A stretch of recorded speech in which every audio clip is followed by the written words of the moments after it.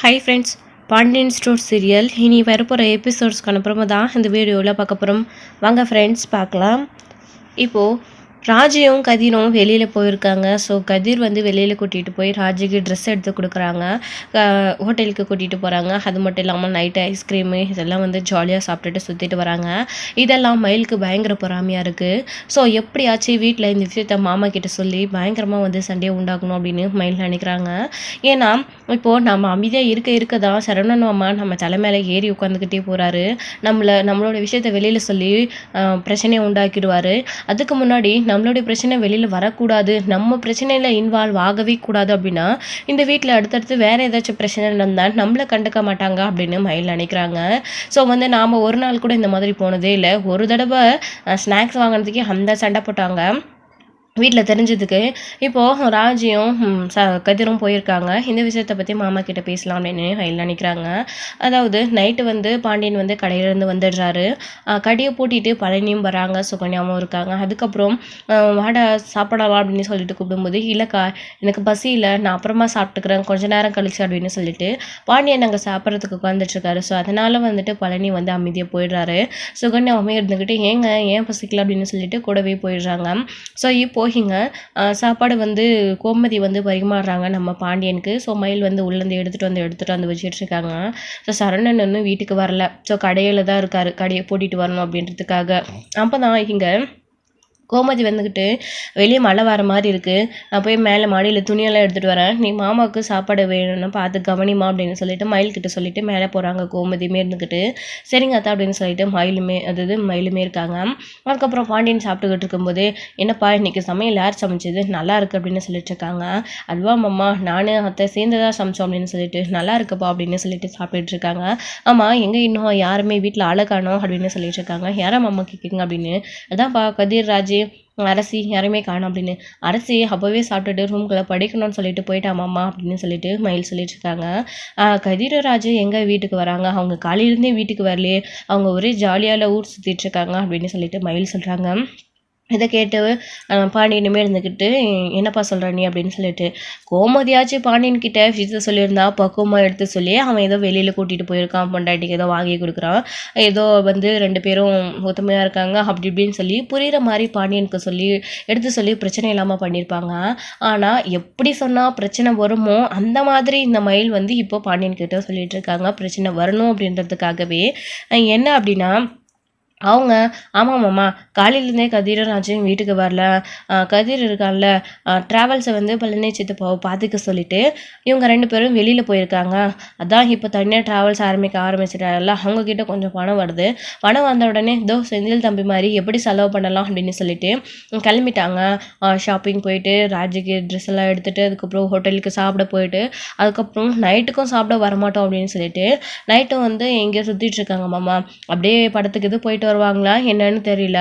ஆனால் அத்தைக்கிட்ட பேசிகிட்டு இருந்தாங்க. அவங்க எங்கே வீட்டுக்கு வந்தாங்க, மதிய சாப்பாடும் சாப்பிடல, நைட் சாப்பாடும் சாப்பிடல, ஃபோன் பண்ணி சொல்லிட்டு ஜாலியாக இருக்காங்களே மாமா அப்படின்னு சொல்லிட்டு.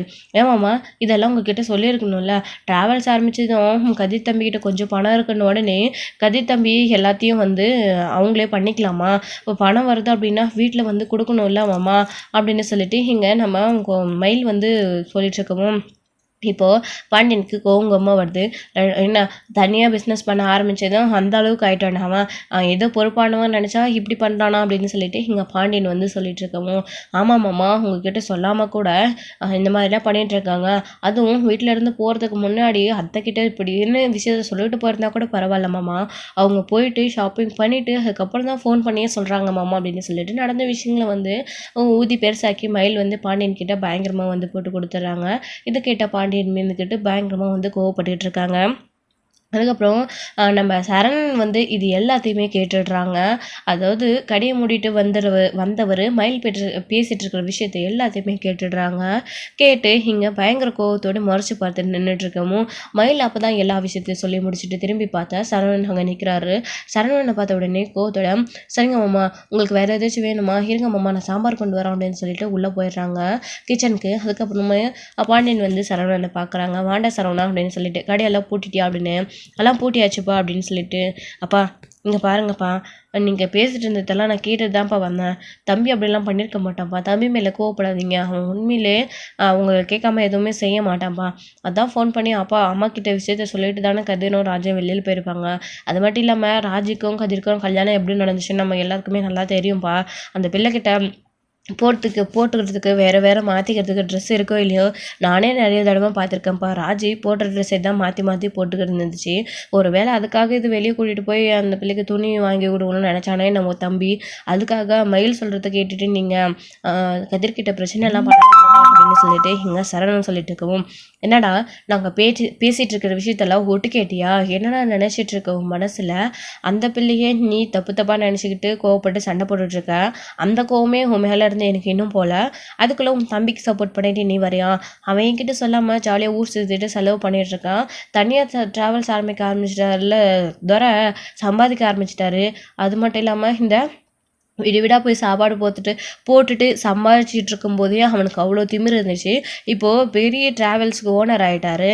அப்போது இதுக்கு மேலேயும் திமிரு இருக்க தான்டா செய்யும் அவனுக்கு அப்படின்னு சொல்லிட்டு இங்கே கதிரை பற்றி பாண்டியன் கோவப்பட்டு இருக்காங்க. அப்பா கிட்ட எப்படி எல்லாமே சொல்லி கதிரை பிரச்சனை பண்ணணுன்னே இவெல்லாம் பேசி வச்சிருக்க போல இருக்கு. வீட்டில் பிரச்சனை நடக்கணுன்னே என்ன பண்ணுற பாரு இவள் அப்படின்னு சொல்லிட்டு இங்கே வந்து சரணன் அதுக்கப்புறம் எந்திரிச்சு ரூமுக்குள்ள அமைதியாக போயிடுறாரு. அதுக்கப்புறம் தான் இங்கே கோமதி மேலே இருந்து கீழே வராங்க.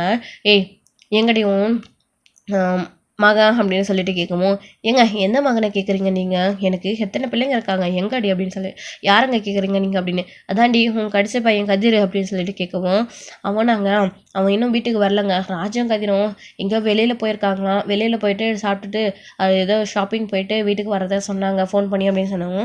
என்னடி இவ்வளோ கேஷுவலாக சொல்கிறேன், என்கிட்ட இந்த விஷயத்தை பற்றி யாருமே சொல்லவே இல்லையா அப்படின்னு. ஏங்க அவன் தான் எனக்கு ஃபோன் பண்ணி சொல்லிட்டான், நான் உங்ககிட்ட சொல்லி புரிய வச்சுக்கலான்னு பார்த்தேன், ஏங்க கோவப்படுறீங்க அப்படின்னு சொல்லிட்டு. என்ன நீ நினச்சிட்டு இருக்க உன் மனசில்? உங்ககிட்ட சொல்லிட்டா நீ என்ன பேர் இவன்? அப்போது வீட்டுக்கு இப்போ மூத்தவனா, அதாவது இந்த வீட்டுக்கு பெரிய மனுஷனா நான் இருக்கேன், என்கிட்ட ஒரு வார்த்தை சொல்லணும்னு தோணுச்சா?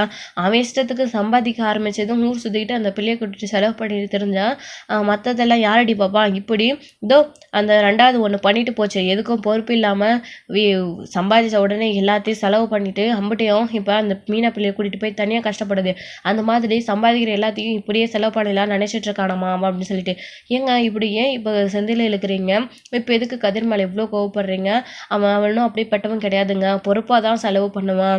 ஏதாச்சும் தேவை இருந்திருக்கு அதுக்காக வாங்கியிருப்பான். ஏங்க டெய்லியுமே அப்படி பண்ணுறாங்க, என்னைக்காச்சும் ஒரு நாள் தாங்க, அதெல்லாம் கண்டிப்பாக அவன் பொறுப்பாக நடந்துப்பான். நீங்கள் எதுக்குங்க இப்போ கோவப்படுறீங்க அப்படின்னு சொல்லிட்டு. ஆமாம் இந்த விஷயத்த உங்களுக்கு யாருங்க சொன்னது அப்படின்னு சொல்லிட்டு கோமதி கேட்டுட்ருக்கவும், ஏன் சொன்னேன் என்னடி உன் மகனுக்கு நீ சப்போர்ட் பண்ணுறியா அப்படின்னு சொல்லிட்டு இங்கே பாண்டியன் வந்து கோவத்தோடு வந்துட்டுருக்கவும், அதுக்கப்புறம் தான் கோமதியுமே எதுவுமே பேசாமல் கிச்சனுக்குள்ளே போயிடுறாங்க. துணியை போய் போட்டுட்டு கிச்சனில் போய் நின்றுட்டுருக்கமோ மயில் வந்து பயந்து சாமான் தொலைக்கிட்டு இருக்காங்க. என்ன மயில், உன் மாமா கிட்ட நீ விஷயத்த சொன்னியே என்ன அப்படின்னு சொல்லிட்டு இங்கே மயிலை பார்த்து கேட்குறாங்க. திருன்னு மயில் முறிக்கிறதுலேருந்து தெரியுது கோமதிக்கு. நீ தானே சொன்ன அப்படின்னு சொல்லிட்டு கேட்கவும், இல்லத்த மாமா எங்கே கதிரும் ராஜும் ஆளை காணோன்னு கேட்டார். அப்போ தான் அவங்க 2 பேரும் வெளியில் போயிருக்கிறதா சொன்னேன். ஆனால் மாமா கிட்ட அவங்க விஷயத்த சொல்லலைன்னு மாமா ரொம்ப கோவப்படுறாரத்த அப்படின்னு சொல்லிட்டு இங்கே மயில் வந்து எதுவுமே தெரியாத மாதிரி சொல்லவும், ஏமா நீ அவசரப்பட்டு சொன்னேன்? எனக்கு தெரியலன்னு நீ சொல்லி சமாளிச்சிருக்கலாம்ல, நான் அவர்கிட்ட பேசி புரிய வச்சிருப்பேன்ல. பார் இப்போ அவர் எவ்வளோ கோவப்பட்டுருக்காரு அப்படின்னு, அவங்கள தப்பாக புரிஞ்சுக்கிட்டு இவ்வளோ கோவப்படுறாரு அப்படின்னு சொல்லிட்டு இங்கே கோமதி வந்து என்ன வந்து சொல்லி சமாளிக்கிறதுன்னே தெரியாமல் நின்றுட்டுருக்காங்க. அப்போ தான் கதிரும் ராஜும் வீட்டுக்கு வராங்க. அதாவது பானிபூரியெல்லாம் சாப்பிட்டு முடிச்சுட்டு ஜாலியாக வந்து ஊரெல்லாம் சுற்றி முடிச்சுட்டு பாண்டியன் இங்கே கோவத்தோடு உட்காந்துட்ருக்காரு சோஃபாவில். அப்போ தான் வந்து ராஜு பேக்கில் எடுத்துக்கிட்டு ரூம்குள்ளே போகிறாங்க. என்னப்பா ராஜு என்ன இதெல்லாம் கையில் அப்படின்னு சொல்லிட்டு பாண்டியன் கேட்குவோம், அதுவா மாமா கதிர் என்னை வெளியில் கூட்டிகிட்டு போய் ட்ரெஸ்லாம் வாங்கி கொடுத்தாரு மாமா அப்படின்னு சொல்லவும், என்னப்பா திடீர்னு என்ன ஏதாச்சும் உனக்கு விசேஷமா என்ன அப்படின்னு சொல்லிட்டு கேட்குவேன். இல்லை மாமா அதெல்லாம் ஒன்றும் இல்லை, என்கிட்ட போடுறதுக்கு வேறு ட்ரெஸ் இல்லை, மாற்றி ஒன்றுத்தையும் போட்டுட்டு இருந்தேன், அதான் கதிர் வாங்கி கொடுத்தாரு அப்படின்னு சொல்லிட்டு இங்கே ராஜு சொல்லிட்டு இருக்கவும், அதுக்கு மாமா கிட்டே நீ சொல்லியிருக்கலாம்லப்பா, என்கிட்ட ஒரு வார்த்தை கூட சொல்லலாம் அப்படின்னு சொல்லிட்டு கேட்கவும், என்ன இப்போது அவளுக்கு போட்டுக்க ட்ரெஸ்ஸில் மாற்றி வந்ததுலேருந்து ஒரே ட்ரெஸ்ஸை போட்டுருக்கா, அதுதான் அவளுக்கு ட்ரெஸ் வாங்கி கொடுக்கணும்னு தோணுச்சு, இப்போ என்ன ஆயிடுச்சு இப்போ அதில் அப்படின்னு சொல்லிட்டு. என்னடா ட்ராவல்ஸ் ஆரம்பிச்சதும் கொஞ்சம் பணம் சம்பாதிக்க ஆரம்பித்ததும் திமிரில் ஆடுறியா நீ? இங்கே பாருடா, இத்தனை வருஷமாக சம்பாதிச்சு எப்படி குடும்பத்தை நடத்திட்டு வரேன்னு என்னை பார்த்து எல்லாம் கற்றுக்கோங்கடா. ஆளாளுக்கு அவங்கவுங்க சம்பாதிக்க ஆரம்பிச்சதும் இஷ்டத்துக்கு செலவு பண்ண ஆரம்பிச்சிட்டிங்க அப்படின்னு சொல்லிட்டு இங்கே பயங்கர கோவத்தோட கத்திட்டு இருக்காரு பாண்டியன். இது கேட்ட ராஜுமே பயந்து போய் கையில் இருக்கிற பொருளெல்லாம் போட்டுடுறாங்க. அப்போ தான் இங்கே கதிர் அதை பார்த்துட்டு ராஜு ரொம்ப பயப்படுறா அப்படின்னு சொல்லியிருக்காங்க. ஏன் இப்போ என்ன ஆயிடுச்சுன்னு இவ்வளோ கோவமாக கத்திட்டு இருக்கீங்க? மா என்னம்மா இவருக்கு எங்கம்மா இருக்க அப்படின்னு சொல்லிட்டு கூப்பிடுவோம்.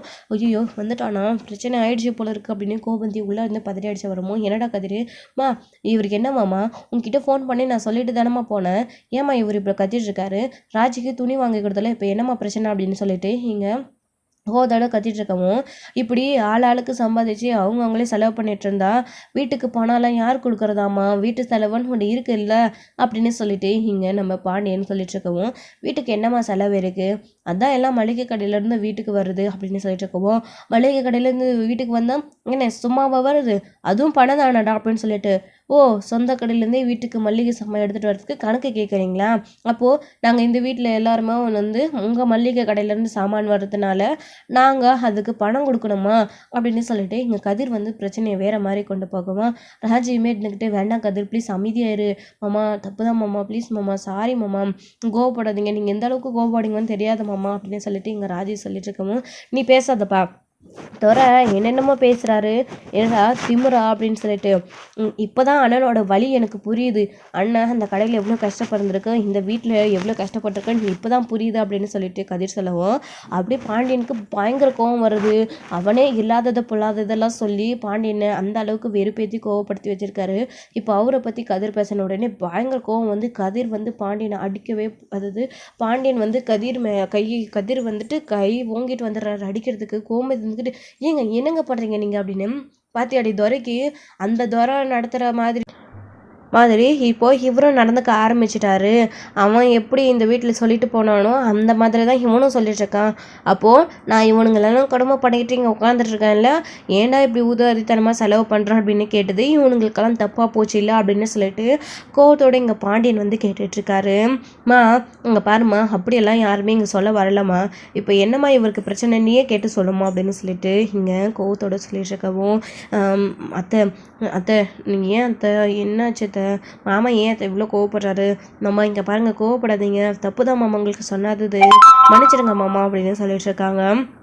ராஜி நீ எதுக்கு இப்போ மன்னிப்பு கேட்டுட்ருக்க, என்ன பெரிய தப்பு பண்ணிட்டோம், இங்கே பாரு நாம் எந்த பெரிய தப்பும் ஒன்றும் பண்ண கிடையாது, ஏதோ துணி வாங்கணும்னு தோணுச்சு, ஷாப்பிங் போயிட்டு வந்தோம், துணி வாங்கிட்டு வந்தோம், அப்படியே மதியம் பசி எடுத்துச்சு சாப்பிட்டுட்டு வந்தோம், இதில் என்ன தப்பு இருக்குது அப்படின்னு சொல்லிட்டு இங்கே நம்ம பேசிகிட்டு இருக்காங்க. நம்ம கதிர் வந்துட்டு அப்போ தான் உள்ளே இருந்த சுகன்யா, பழனி எல்லாருமே, சரவணன் வந்துட்டு மயில் எல்லாருமே வெளியில் வராங்க. அதுக்கப்புறம் தான், என்ன தம்பி இப்படி சாதாரணமாக சொல்கிறீங்க, எது பண்ணாலும் மாமா கிட்டே சொல்லிட்டு பண்ணியிருக்கணும்ல அப்படின்னு, அண்ணி நீங்கள் இதில் தலையிடாதீங்க, நான் என்ன யார்கிட்டையும் சொல்லாமல் போய் நான் அம்மா கிட்டே ஃபோன் பண்ணி சொல்லிட்டு தானே போகணும் அப்படின்னு சொல்லிட்டு இங்கே கதையை சொல்லிட்டு இருக்கவும், சரவணா அமைதியாருடா, அப்பா விடுங்கப்பா தம்பி, நான் தான் கோவப்படாதீங்கன்னு சொன்னேன்ல அப்படின்னு சொல்லவும், நீ பேசாதடா, நீயே சரியில்லை, அவனை பற்றி அவனுக்கு சப்போர்ட் பண்ணிவிட்டு நீ எதுக்கு இப்போ வர அப்படின்னு சொல்லிட்டு பாண்டியன் கோவப்பட்டுருக்கீங்க. ஏங்க எதுக்குங்க இப்படி புரியாமல் நீங்கள் இப்போ எதுக்கு கோவப்படுறீங்கன்னு எனக்கு சத்தியமாக புரியலங்க அப்படின்னு சொல்லிட்டு கோமதி சொல்லிட்டு இருக்கோம். இவ வேற பேசாமல் வாயை மூடிடி, யார்கிட்ட என்ன பேசினாலும் சப்போர்ட்டுக்குன்னே வந்துடுறா அப்படின்னு சொல்லிட்டு கோவத்தோடு வந்து பார்த்தீங்க அப்படின்னா பாண்டியன் கத்திட்டு இருக்கவும், மச்சான் என்னாச்சு மச்சான் ஏன் இவ்வளோ கோவப்படுறீங்க அப்படின்னு சொல்லிட்டு, நீ அமைதியாக நான் அவங்ககிட்ட தானே பேசிகிட்டு இருக்கேன் அப்படின்னு சொல்லவும், அக்கா எனக்கு ஆச்சு அப்படின்னு, கதிர் ராஜும் வெளியில் போயிட்டு வந்தாங்கண்ணா, ஏதோ ராஞ்சிக்கு ஏதோ ட்ரெஸ் எல்லாம் இல்லாமல் இருந்துச்சான், கொஞ்சம் வாங்கிட்டு வெளியில் அப்படியே சாப்பிட்டு வந்தாங்க, அது விஷயமா எடுத்துக்கிட்டு உன் மாமா சண்டை போட்டுட்ருக்காரா அப்படின்னவும், மச்சான் இதில் என்ன தப்பு இருக்குது மச்சான், தேவை இருந்திருக்கோம் அந்த பிள்ளைக்கு அதான் வாங்கி கொடுத்துருப்பான், அதுக்கு ஏன் மச்சான் சண்டை போடுறீங்க அப்படின்னு சொல்லிட்டு, எங்களுக்கு தான் இந்த மாதிரி வாங்கிறதுக்கு கொடுப்பேனே இல்லை, அவனாச்சு சந்தோஷமாக வச்சுட்டு இருக்கணுமே அப்படின்னு சொல்லிட்டு இங்கே பதினே சொல்லுவோம். என்னடா என்ன சொன்ன, உனக்கு வாங்க கொடுப்பேன் இல்லையா, பாத்தியாடி அடுத்து உன் தம்பி ஆரம்பிச்சுக்கிட்டான், அப்போது நான் இவனுக்கு எதுவுமே கொடுக்கறதில்ல, இவனும் சுகன்யா பிள்ளைக்கு எதுவுமே வாங்கி கொடுக்கல, அப்போது எல்லாருக்குமே நான் தான் கெட்டவனா போயிட்டேன்ல, இந்த வீட்டில் அவங்க தேவையை அவங்கவுங்க பூர்த்தி செஞ்சுக்கணும், அதுக்கு மறு கேள்வி நான் கேட்டால் அது தப்பு, அவங்கவுங்க இஷ்டத்துக்கு எல்லாருமே ஆடுவீங்க, இதோ ஒருத்தன் அவன் இஷ்டத்துக்கு ஆடிட்டு போயிருக்கானே, அந்த மாதிரி இவனும் இவன் இஷ்டத்துக்கு இருக்கணும்னு ஆசைப்படுறான். நெக்ஸ்ட்டு இவன் ஆசைப்பட்ட மாதிரி இவனுக்கு சம்பளத்தை அப்படியே வாரி வாரி கொடுக்கணும். இவன் அதை வச்சுக்கிட்டு இவனும் சந்தோஷமாக இருக்கணும். அதானே நினைக்கிறாங்க எல்லாருமே. புரிஞ்சு போச்சு, எனக்கு புரிஞ்சு போச்சு அப்படின்னு பாண்டியன் பயங்கர கோவத்தோட ஏதேதோ காரணத்துக்காக பயங்கரமாக சண்டை போட்டுட்ருக்காங்க. ஸோ இது எல்லாமே முழுக்க முழுக்க மயிலால். ஸோ இதை பார்த்த சரவணன் பயங்கர கோவத்தில் இருக்காங்க மயில் மேலே. இப்போது அப்பா விடுங்கப்பா, எதுக்கு சண்டை போட்டுட்ருக்கீங்க அப்படின்னு சரவணன் எவ்வளவோ சமாதானப்படுத்த பார்க்குறாங்க பாண்டியனை. ஆனால் கொஞ்சம் கூட சமாதானம் ஆகிறதே இல்லை நம்ம பாண்டியன். கோவத்தோடு தான் இருந்துகிட்ருக்காங்க. அக்கா ஏங்க்கா மச்சான் அப்படிலாம் தப்பு தப்பாக புரிஞ்சுக்கிட்டு கோவப்பட்டு சண்டை போட்டுட்ருக்காரு, நான் என்னக்கா இப்போ பேசிட்டேன் அப்படின்னு சொல்லிட்டு நம்ம பழனியுமே சொல்லிட்டுருக்கேன். ஏங்க நீங்கள் என்னங்க தப்பாக பேசுனீங்க?